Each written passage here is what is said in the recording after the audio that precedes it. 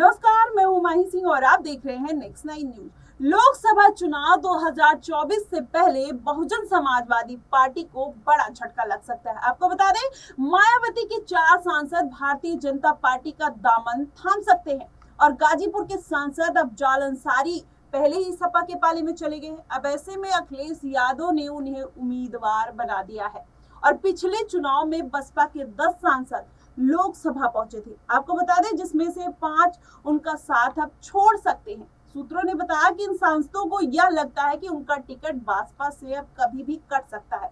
ऐसे में वो अगर बीजेपी में जाते हैं तो उनका भविष्य कहीं ना कहीं सुधरते हुए नजर आएगा और उनके जीतने की संभावना भी बढ़ जाएगी। और इसके साथ ही बीजेपी भी ऐसे सांसदों के संपर्क उन्होंने साधना शुरू कर दिया है, जिसकी वजह से उनकी पार्टी को मजबूती मिल सके। आपको बता दें, जिनको टिकट देने से उनकी जीत हो सकती है। कौन है वो सांसद जो बीजेपी के संपर्क में है? आपको बता दें, लालगंज से बसपा की सांसद संगीता आजाद कुछ समय पहले ही पीएम मोदी से मिली थी और इसके अलावा जौनपुर से सांसद श्याम सिंह यादव लगभग 2 महीने पहले यूपी के सीएम योगी आदित्यनाथ से मिले थे। और इसके अलावा सांसद रितेश पांडे ने संसद भवन में पीएम मोदी के साथ लंच भी किया था। अब यह सभी सांसद बीजेपी के संपर्क में है और इनको लगता है कि अगर बीजेपी से टिकट मिलता है तो इनकी जीतने की जो संभावना है वो बढ़ जाएगी और उनकी गारंटी भी होगी, जैसे मोदी की गारंटी है। और इन सांसदों की बीजेपी से बातचीत चल रही है। पार्टी अभी देश के राजनीतिक समीकरण को देख रही है और उसके बाद ही कोई फैसला लेती हुई नजर आएगी। आपको बता दें, पिछले लोकसभा चुनाव में बसपा ने 10 सांसद चुने गए थे जब सपा और बीएसपी और आरएलडी का गठबंधन था। इस बार मायावती अकेले चुनाव लड़ने का फैसला कर चुकी हैं, तो पार्टी के सांसदों में बड़ी बेचैनी देखने को मिल रही है। गाजीपुर से बसपा के टिकट पर जीतकर आए अफजाल अंसारी को समाजवादी पार्टी ने अब टिकट दे दिया है। आपको बताएं, अमरोहा से सांसद दानिश अली ने कांग्रेस में अब वो चले गए हैं और उनके ही टिकट से वो चुनाव लड़ेंगे। और इसके साथ ही मलुक नागर भी बिजनौर से सांसद हैं।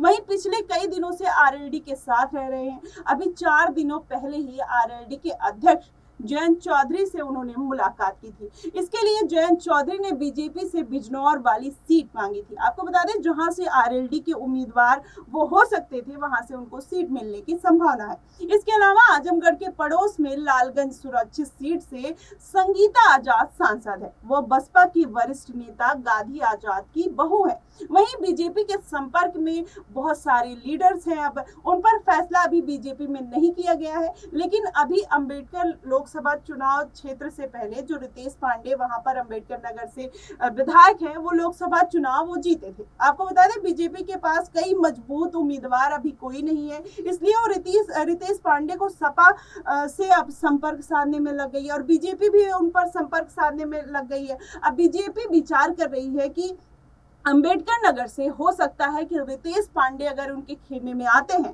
तो बीजेपी का जो थोड़ा सा पक्ष है वो मजबूत होता हुआ नजर आएगा। लेकिन ऐसे में अगर बीजेपी छोटे छोटे दलों के लोगों को तोड़कर अपने खेमे में लाने की कोशिश कर रही है, ऐसे में क्या मायावती की अब मुश्किलें बढ़ती हुई नजर आएंगी? क्योंकि उनके जो विधायक हैं वो कुछ कांग्रेस में जा रहे हैं, कुछ सपा में जा रहे हैं और कुछ लोग जो हैं वो ऐसे में बीजेपी के खेमे में आते हुए नजर आ रहे हैं। तो ऐसे में मायावती की अब जो मुश्किल हैं वो बढ़ती हुई नजर आ रही है। तो क्या अब इनके लिए चंद्रशेखर आजाद, अगर मायावती उनके साथ गठबंधन करती हैं, तो क्या मायावती की जो नैया चंद्रशेखर आजाद ही पार लगा सकती है? क्योंकि छोटे छोटे नेताओं से ही पार्टी बनती है, जिसकी वजह से अब वो छोटे नेता इनका दल छोड़कर जा रहे हैं अपने भविष्य की चिंता करते हुए। क्योंकि मायावती का ये फैसला अकेले चुनाव लड़ने का कहीं ना कहीं उनके विधायकों को अब डराता हुआ नजर आ रहा है। अब ऐसे में देखना होगा कि क्या सारे विधायक मायावती का साथ छोड़ते हुए नजर आते हैं या मायावती भी किसी गठबंधन का साथ देती हुई नजर आती है। अब ये देखने वाली बात होगी। फिलहाल आपकी इस पे जो राय होगी आप हमें कमेंट सेक्शन में जरूर बताइएगा।